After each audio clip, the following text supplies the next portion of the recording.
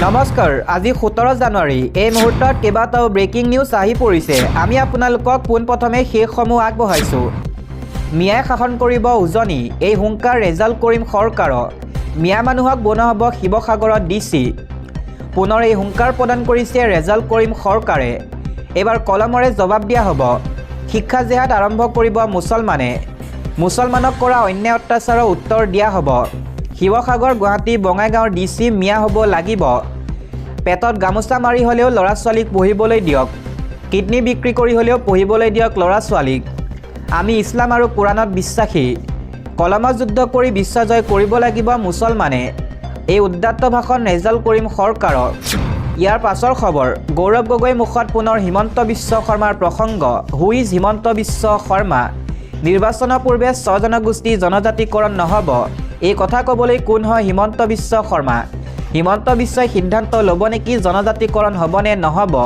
কেন্দ্ৰীয় চৰকাৰৰ সিদ্ধান্তত মাত মাতিবলৈ হিমন্ত বিশ্ব শৰ্মা কোন হয় কোন ছাত্ৰ সংগঠনে জনজাতিকৰণ বিচৰা নাই স্পষ্ট কৰক বিজেপিৰ ভিতৰত ভয়ংকৰ বিসম্বাদ চলি আছে বিজেপি নেতা সৰ্বানন্দ সোণোৱালৰ কাষ চাপিবলৈ নিদিয়ে হিমন্ত বিশ্বই বিজেপি নেতাই বিচাৰিব লাগিব কেৱল হিমন্ত বিশ্ব শৰ্মাৰ আশীৰ্বাদ হিমন্ত বিশ্ব শৰ্মাৰ কাষ চাপিবলৈ হ'লে ল'ব নোৱাৰিব সৰ্বানন্দৰ নাম এনেধৰণে সৰব প্ৰদেশ কংগ্ৰেছৰ সভাপতি তথা সাংসদ গৌৰৱ গগৈ পৰৱৰ্তী খবৰ কোন হ'ব অসমৰ পৰৱৰ্তী মুখ্যমন্ত্ৰী হিমন্ত বিশ্ব শৰ্মানে সাংসদ গৌৰৱ গগৈ ৰাইজৰ প্ৰথম পছন্দ কোন ভোট ভাইব নামৰ স্বতন্ত্ৰ সংস্থাৰ সমীক্ষা প্ৰকাশ কৰা হৈছে ভোট ভাইবৰ জনমত সমীক্ষাক লৈ ৰাজ্যত চৰ্চা সমীকৰণ সলনি হৈছে ৰাজনৈতিক মহলত মুছলমান ভোটাৰৰ মাজত জনপ্ৰিয় কংগ্ৰেছৰ সাংসদ গৌৰৱ গগৈ প্ৰায় ৭৯% মুছলমান ভোটাৰৰ প্ৰথম পছন্দ গৌৰৱ গগৈ মুছলমান ভোটাৰে পৰৱৰ্তী মুখ্যমন্ত্ৰী হোৱাটো বিচাৰে গৌৰৱ গগৈক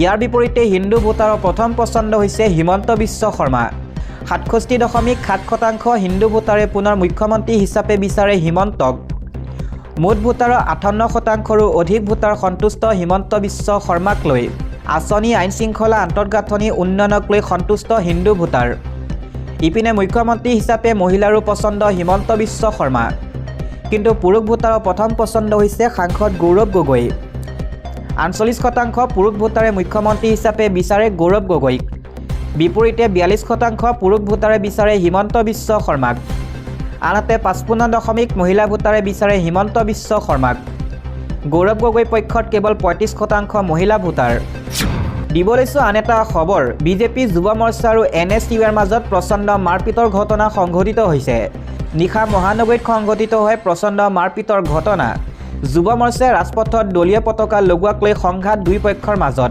যুৱ দিৱসৰ বাবে BJYMে পতাকা আঁৰিছিল গুৱাহাটীৰ ভিন্ন স্থানত পিছে পাঞ্জাবাৰী এলেকাত পতাকা লগোৱাত বাধা প্ৰদান কৰে NSY সংঘাতত গুৰুতৰভাৱে আঘাতপ্ৰাপ্ত হয় BJYMৰ মণ্ডল সভাপতি কৃষ্ণানু বৰা NSUৰ এটা দলে খেদি কৃষ্ণানুক প্ৰহাৰ কৰাৰো অভিযোগ আনকি কৃষ্ণানু বেলেনৰ বাহনখন ভাঙি চুৰমাৰ কৰাৰ অভিযোগ উত্থাপিত হৈছে ঘটনা সন্দৰ্ভত BJYMে এজাহাৰ দাখিল কৰে দিছপুৰ থানাত আৰক্ষীয়ে ঘটনাত জড়িত এজনক গ্ৰেপ্তাৰ কৰে মুকালমুৱাৰ পৰা হত্যাৰ অপচেষ্টা চলোৱাৰ অভিযোগত গ্ৰেপ্তাৰ কৰা হয় জেহেৰুল ইছলামক এতিয়াও পলাতক হৈছে ঘটনাত জড়িত বহুকেইজন NSUৰ সদস্য আন এটা খবৰ জুবিনৰ মৃত্যুক লৈ ছিংগাপুৰে কৰিব নোৱাৰা কাম অসমৰ পুলিচে কৰিলে গৌৰৱ গগৈ আমাক ধন্যবাদ দিয়ক এই মন্তব্য কৰিছে মুখ্যমন্ত্ৰী হিমন্ত বিশ্ব শৰ্মাই ছিংগাপুৰতকৈ আমি ভাল কাম কৰিছোঁ ছিংগাপুৰে জুবিন গাৰ্গৰ মৃত্যু স্বাভাৱিক বুলি কৈছে আমি ইয়াতেই আটাইবোৰক জেলত ৰাখিছোঁ গৌৰৱ গগৈয়ে আমাক ধন্যবাদ দিব লাগে ছিংগাপুৰে কৰিব নোৱাৰা কাম অসমে কৰিলে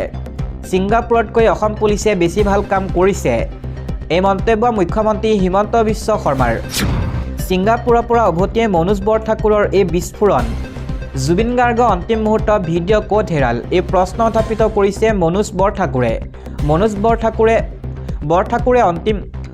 বৰঠাকুৰে অন্তিম মুহূৰ্তৰ ভিডিঅ' বিচাৰিছিল ছিংগাপুৰ আৰক্ষীৰ পৰা 14 জানুৱাৰীত ছিংগাপুৰ আদালতত উপস্থিত আছিল খুৰাক মনোজ বৰঠাকুৰ আদালতৰ কাৰ্যবিধিত অংশগ্ৰহণ কৰে মনোজ বৰঠাকুৰে ছিংগাপুৰৰ পৰা উভতিয়ে এই বিস্ফোৰণ জুবিন গাৰ্গৰ খুৰাক মনোজ বৰঠাকুৰৰ জুবিনৰ চিজাৰ থকা বুলি জানিছিল জুবিনৰ টীমৰ প্ৰত্যেকে সকলো জানিও পানীলৈ লৈ যোৱাটো অপৰাধী চিকিৎসাৰ সুবিধা দিওঁতেও বহুত পলম হৈছিল CPR দিওঁতে যথেষ্ট আঘাত পাইছিল জুবিন গাৰ্গে চিজাৰ হোৱা মানুহ এজনক নভবা নিচিন্তাকৈ কিয় CPR দিলে এই প্ৰশ্ন মনোজ বৰঠাকুৰৰ। ইয়টখন কোনে কেনেকৈ বুক কৰিছিল, আদালতত কৈছিল ইয়টৰ চালকে। এই প্ৰশ্ন ঘটনাৰ লগত জড়িত সকলোকে তদন্তৰ আঁতৰলৈ আনিবলৈ আহ্বান। ছিংগাপুৰৰ আদালতৰ পৰৱৰ্তী শুনানি 2 পৰা 3 ফেব্ৰুৱাৰীত হ'ব। অৰুণাৰ গৰাকীয়ে পৰিয়ালৰ দুখৰ সমভাগী হোৱা বুলি জনাইছিল। পৰিয়ালৰ লোকে ছিংগাপুৰলৈ গৈ গোচৰ নিদিয়া বুলি কোৱাটো সহজ, বেলেগ দেশলৈ গৈ গোচৰ তোলাটো ভাবিব নোৱাৰা কথা আছিল। পলমকৈ হ'লেও আমি ন্যায় পাম বুলি আশাবাদী। ইয়াৰ পাছৰ খবৰ, পুনৰ হিন্দুক টাৰ্গেট, বাংলাদেশত জ্বলাই দিলে শিক্ষকৰ বাসগৃহ। বিশ্বৰ বহুকেইখন দেশত বৰ্তমান সময়ত ভয়ংকৰ পৰিস্থিতি অব্যাহত আছে। ইৰাণত প্ৰতিবাদকাৰী আৰু নিৰাপত্তাৰক্ষীৰ মাজত সংঘৰ্ষ হোৱাৰ লগতে ভাৰতৰ চুবুৰীয়া ৰাষ্ট্ৰ বাংলাদেশতো প্ৰতিদিনাই হিংসাত্মক ঘটনা সংঘটিত হৈ অহা পৰিলক্ষিত হৈছে। বাংলাদেশত হিন্দু ধৰ্মাৱলম্বী লোকক অকথ্য নিৰ্যাতন চলোৱা হৈছে। বাংলাদেশত এইবাৰ এগৰাকী হিন্দু ধৰ্মৰ শিক্ষকক লক্ষ্য কৰি লোৱা হৈছে। এই ঘটনা সংঘটিত হৈছে বাংলাদেশৰ শিলহাট জিলাৰ গোৱাইনঘাট এলেকাত। বীৰেন্দ্ৰ কুমাৰ নামৰ শিক্ষকগৰাকী বাসগৃহত অগ্নিসংযোগ কৰা হয়। ইফালে ভয়ংকৰ অগ্নিকাণ্ড সংঘটিত বাসগৃহটোৰ ভিডিঅ' ইতিমধ্যে ছ'চিয়েল মিডিয়াত ভাইৰেল হৈ পৰিছে। ৰাষ্ট্ৰীয় সংবাদ মাধ্যমৰ খবৰ অনুসৰি এই ঘটনাত কোনো লোক হতাহত হোৱা নাই। আনহাতে এই ঘটনা সংঘটিত হোৱাৰ পাছত দেশখনত থকা হিন্দু ধৰ্মৰ লোকসকল অতিকৈ শংকিত হৈ পৰিছে। ছ'চিয়েল মিডিয়াত ভাইৰেল হৈ পৰা এই ভিডিঅ'টোত দেখা গৈছে যে দাউদাকৈ জ্বলি উঠা বাসগৃহটোৰ পৰা বীৰেন্দ্ৰ কুমাৰ পৰিয়ালৰ লোক ওলাই অহাৰ চেষ্টা কৰিছে। লগতে যি সা সামগ্ৰী হাতত লৈ বাহিৰলৈ আনিব পাৰে সেয়া হাতত লৈ আহিছে, অৰ্থাৎ লগত লৈ আহিছে। বৰ্তমানলৈ এই কথা স্পষ্টকৈ জানিব পৰা হোৱা নাই যে এই অগ্নিকাণ্ড কেনেকৈ সংঘটিত হয়। কিন্তু ৰাষ্ট্ৰীয় সংবাদ মাধ্যমৰ খবৰ অনুসৰি পূৰ্বে যি ধৰ্মাৱলম্বী লোকে হিন্দুসকলক হত্যা কৰিছিল সেই ধৰ্মৰ লোকেই এই ঘটনা সংঘটিত কৰিছে। উল্লেখযোগ্য যে এগৰাকী হিন্দু ধৰ্মাৱলম্বী লোকৰ বাসগৃহত অগ্নিকাণ্ড সংঘটিত হোৱা এয়াই একমাত্ৰ ঘটনা নহয়। প্ৰায় 5 দিন পূৰ্বে বাংলাদেশত এনেধৰণৰ 6টাকৈ ঘটনা সংঘটিত হয়, য'ত হিন্দু ধৰ্মৰ লোকৰ বাসগৃহত অগ্নিসংযোগ কৰে। অতি ভয়াৱহ পৰিস্থিতি অব্যাহত আছে বাংলাদেশৰ ফেনী জিলাত। কিছুদিন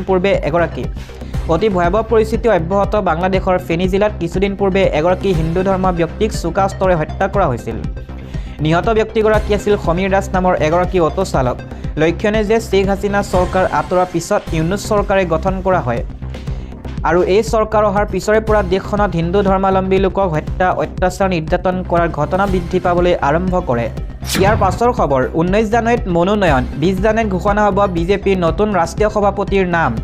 প্ৰয়োজন হ'লে 20 জানুৱাৰীত ভোটগ্ৰহণ অনুষ্ঠিত হ'ব আৰু সেইদিনে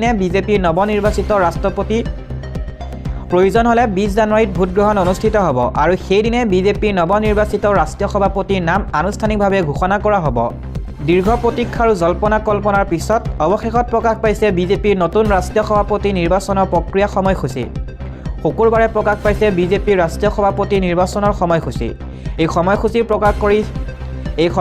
প্ৰকাশ কৰি বিজেপিয়ে কয় যে অহা 19 জানুৱাৰীত ৰাষ্ট্ৰীয় সভাপতি পদৰ বাবে মনোনয়ন গ্ৰহণ কৰা হ'ব।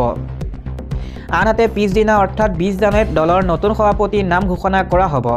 বিজেপিৰ ৰাষ্ট্ৰীয় ৰিটাৰ্ণিং বিষয়া কে লক্ষ্মণে প্ৰকাশ কৰা সাংগঠনিক ভোটগ্ৰহণৰ সূচী অনুসৰি 19 জানুৱাৰী বিয়লি 2 বজাৰ পৰা বিয়লি 4 বজাৰ ভিতৰত দলটোৰ ৰাষ্ট্ৰীয় মুৰব্বী নিৰ্বাচনৰ বাবে মনোনয়ন দাখিল কৰিব পাৰিব। আনহাতে একেদিনে বিয়লি 5 বজাৰ পৰা সন্ধিয়া 6 বজাৰ ভিতৰত প্ৰাৰ্থীসকলে মনোনয়ন প্ৰত্যাহাৰ কৰিব পাৰিব। বিজেপিৰ ৰাজ্যসভাৰ সাংসদ কে লক্ষ্মণে জাৰি কৰা অধিসূচনা অনুসৰি অহা 19 জানুৱাৰী বিয়লি 4 বজাৰ পৰা বিয়লি 5 বজাৰ ভিতৰত প্ৰাৰ্থীৰ মনোনয়ন পত্ৰৰ লগত সন্নিৱিষ্ট নথিপত্ৰ পৰীক্ষা আৰম্ভ হ'ব। লক্ষ্মণে কয় যে যদি কংগ্ৰেছ প্ৰয়োজন হয় তেন্তে 20 জানুৱাৰীত ভোটগ্ৰহণ অনুষ্ঠিত হ'ব আৰু সেইদিনে বিজেপিৰ নৱনিৰ্বাচিত ৰাষ্ট্ৰীয় সভাপতিৰ নাম আনুষ্ঠানিকভাৱে ঘোষণা কৰা হ'ব। নতুন দিল্লীত দলৰ মুখ্য কাৰ্যালয়ত সমগ্ৰ নিৰ্বাচনী প্ৰক্ৰিয়া অনুষ্ঠিত হ'ব। আনহাতে দলীয় সূত্ৰ অনুসৰি বিজেপিৰ ৰাষ্ট্ৰীয় কাৰ্যকৰী সভাপতি নীতিন নবীন দলটোৰ মুৰব্বী হিচাপে বিনা প্ৰতিদ্বন্দ্বিতাৰে নিৰ্বাচিত হোৱাৰ সম্ভাৱনা আছে, কাৰণ দলৰ আন কোনো নেতাই প্ৰতিদ্বন্দ্বিতা যোগদান কৰাৰ সম্ভাৱনা নাই। যদি সেয়া হয় তেন্তে জে পি নাড্ডাৰ উত্তৰসূৰী হিচাপে নীতিন নবীনে বিজেপিৰ সভাপতি দায়িত্ব লোৱাৰ সম্ভাৱনা আছে। ইতিমধ্যে প্ৰধানমন্ত্ৰী নৰেন্দ্ৰ মোদী আৰু গৃহমন্ত্ৰী অমিত শ্বাহকে ধৰি দলটোৰ শীৰ্ষ নেতৃত্বই নীতিন নবীনৰ প্ৰাৰ্থিত্বক সমৰ্থন কৰিছে।